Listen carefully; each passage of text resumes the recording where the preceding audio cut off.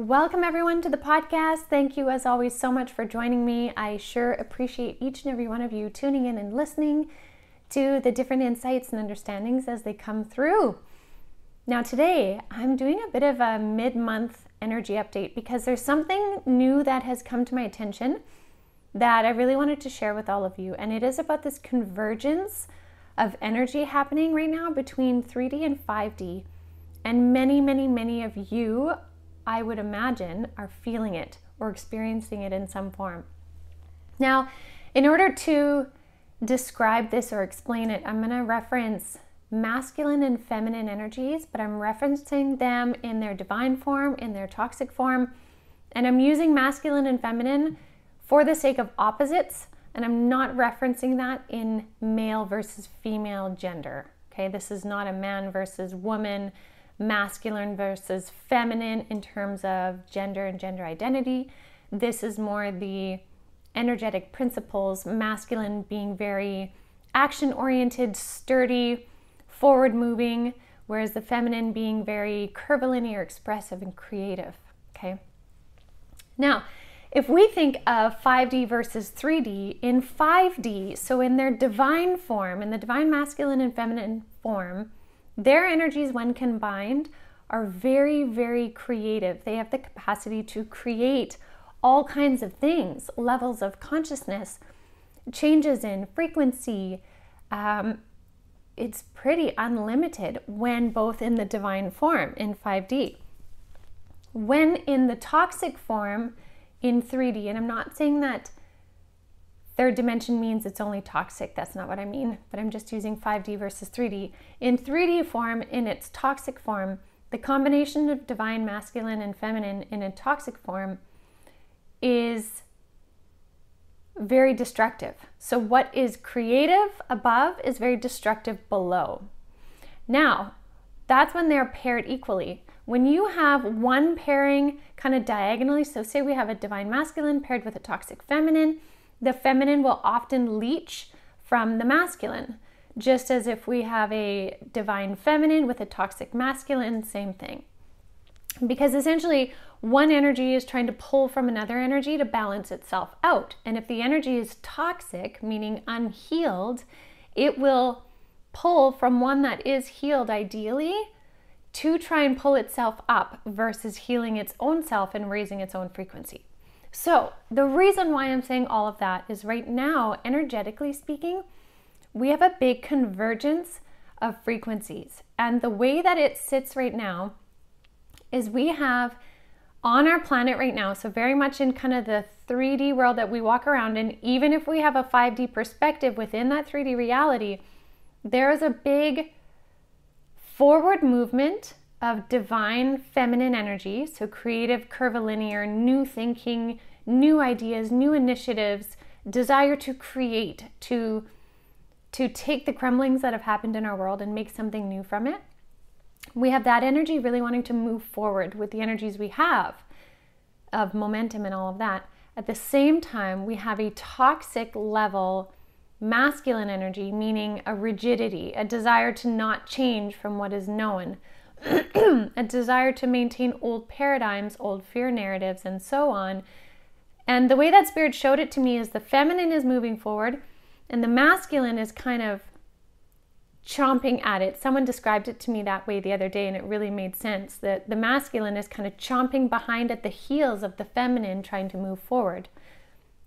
Now, what you may notice in your world is certain people, or even you might even see it within community initiatives too, that are old frequency, old toxic masculine linear frequency, are trying to be destructive in whichever form possible. So what we're seeing with this convergence is we have this rising of this toxic masculine trying to create fear narratives. So we're going to see that in media, fear narratives of all kinds of things getting really intense. We're also going to be seeing that in people lashing out. Now that doesn't mean moments of anger all mean toxic masculine energy by any means, okay? I have moments where I'm angry in a day and I have to think about what I want to do about it. So anger is a part of our emotional response. That's not what I'm getting at. But the way in which it impacts you in a toxic masculine type frequency. And these frequencies are essentially energetics moving through different people in an attempt to pull that feminine energy that is moving forward, has a great momentum in creation, in creating new initiatives, to try and pull it back. Because anytime there is a frequency difference, there is one energy specifically that always wants to try and pull one back. It's kind of like, if I bring in this into a very human experience, when you see a group of people that are gossipy, right? When in the throes of gossip, they want everyone in that group to agree with them and add into the gossip, because like energy wants like energy. And the minute you put somebody in there that stands their ground or doesn't want to get involved in that gossip, oftentimes they will push that person out, because that person will reflect to them something that isn't of like energy, right? So what's happening right now is this masculine energy is really trying to pull the momentum, the clarity, the forward motion, the strength within that divine feminine, pull it back and squash it.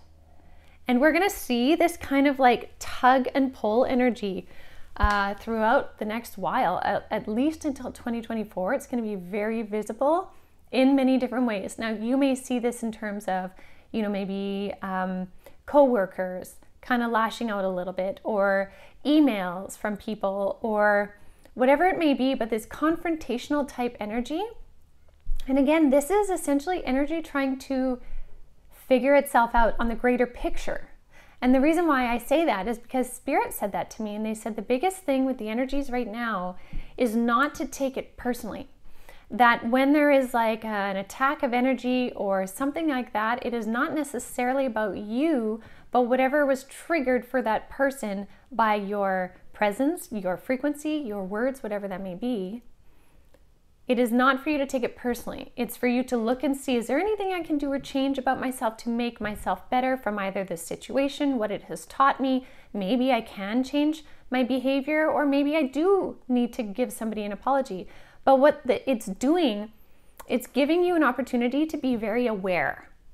And that's what Spirit really wants, is us to be aware, so that we don't get sucked back by the low frequency, the old frequency, and the old paradigm.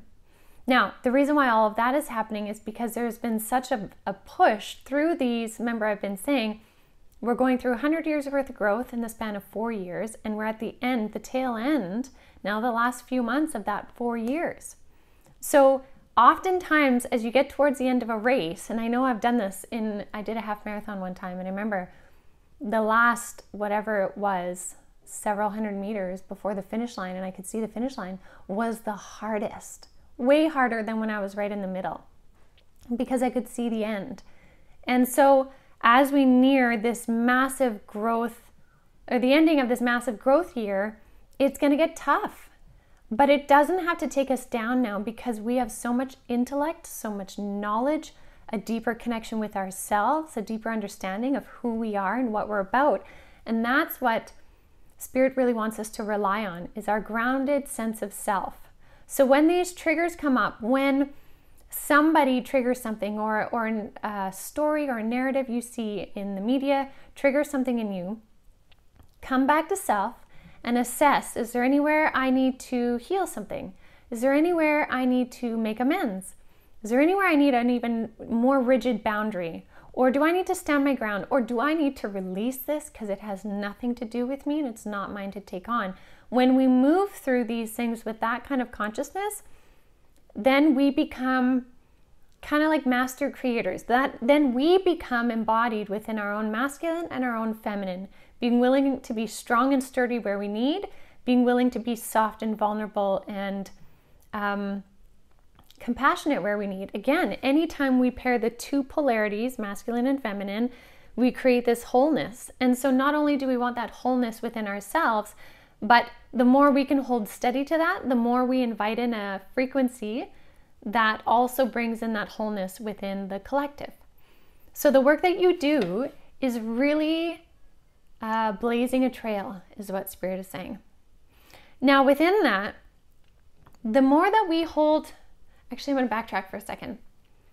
The reason why a lot of this came up was I'd heard some people talking about different things that they'd noticed. I'd noticed different things as well. But what was really significant is a spirit guide came in, a very masculine spirit guide, very ancient, came in and explained that process of the masculine right now moving up, and that there are many, many, many now on the planet who are in fact embodied in their divine masculine. So we're actually more balanced than we realize. It's just those that are not in their divine masculine and resisting the vulnerability that is required to get to that. That's the part that's kind of chomping at the heels of those moving forward. But there are many who are in their divine masculine, and so we're getting to see more and more pairings. Again, it's not gender specific, but more pairings of wholeness. One whole person pairing with another whole person, and together their dominant frequencies creating a greater whole between the two of them. We're starting to see more and more of that, which also aligns because, like Spirit had said, 2024 would be significant to divine pairings.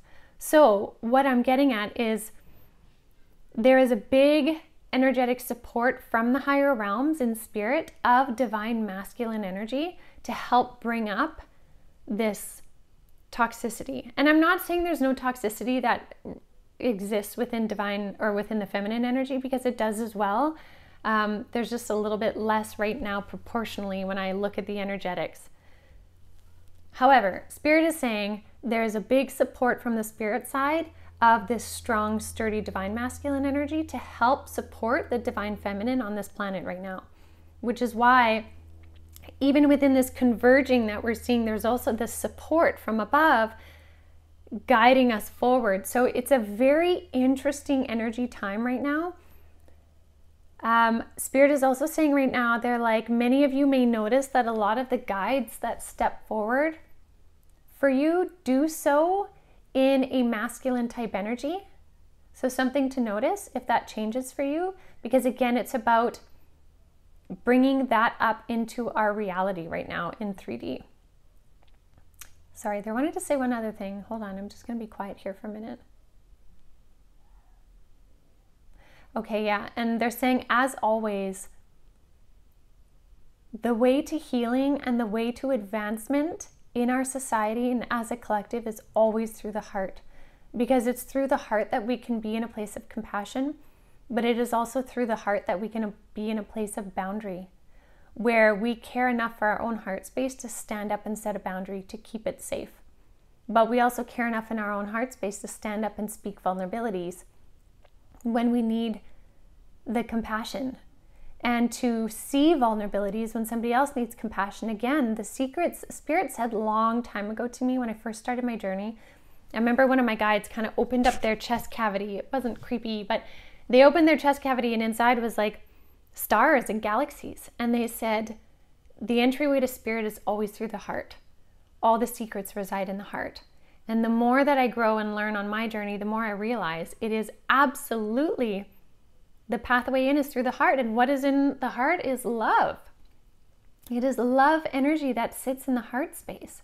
And when we allow that to come through and we allow that to, be a salve to any shames or guilts we've had in our past, or judgments, or, when we allow that to be present along with, decisive discernment, it can be a beautiful pairing.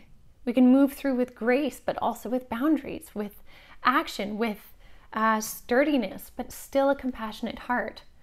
So again, Spirit wanted me to bring this message through so that if you are noticing this toxic energy somewhere, this chomping at the heels sort of energy, very reactive kind of energy that you're seeing play out in 3D, again, be thoughtful of it, be conscious of it, try not to take it personally, see if there's anywhere that you need to reassess anything. But once you come to that place of peace in your energy, after you've kind of looked it over and you're like, what do I need to do? And you feel peaceful about it, that's your key of where you sit with it when you hit that peace point. And so the more that we realize that, the more we truly are co-creators of our reality. And the more we are co-creators of our reality, the more of us are adding to a higher frequency energy within that collective soup, like I say sometimes, or that collective well that others can drink from and also pull their frequency up. Because if you look at narratives right now in media, I guess it depends on where you look. So I'm going to generalize this statement, but if you look at it, it's quite negative. Fear, fear, fear, fear, fear, and or confusion everywhere. But if we choose our reality and what we create, still being aware of everything, we can also see how much forward movement there is, new initiatives, new ways of doing things, new awareness. Like, we are shifting rapidly. So we are moving in the right direction, although there is so much still going on. So it can feel overwhelming right now. But again, take the energy of momentum that we're in, of movement, of grounding this movement into our reality right now. Take it and work with it. Make it work for you. And that starts with your heart space, starts with your discernment, and it starts with you understanding what is happening energetically so that you don't feel totally, thrown in a tumble dryer from it, because it can feel that way, and that's completely understandable. But there's a lot of there's a lot of spirit support out there right now, a lot of energetic support. Spirit is definitely recommending rest and recalibration when needed, smudging when needed, grounding your energy when needed, falling into joy when needed, like really being at the helm of your ship on this journey of your life. So I hope that helps a little bit. I do also want to say, lastly, with this kind of converging of energies, love the ones that you love without holding back. And I mean that in your relationships, maybe with your spouse, maybe with your children, your friends, your family. When we sit in true, open, honest energy with those relationships that fill our soul, we also give back that to that person when we don't hold back, and then that ripples out from us and feeds the collective, this beautiful, bountiful energy. So even in moments when you're having fun with friends, let yourself be completely in the moment, because it is helping the collective. So I will leave that with all of you. I hope that makes sense, and I hope it helps bring some clarity to you. And as always, thank you all so much for joining me. I really do love and appreciate this time with all of you. And that's about it. So have a beautiful rest of your day, everyone, and I will see you next week.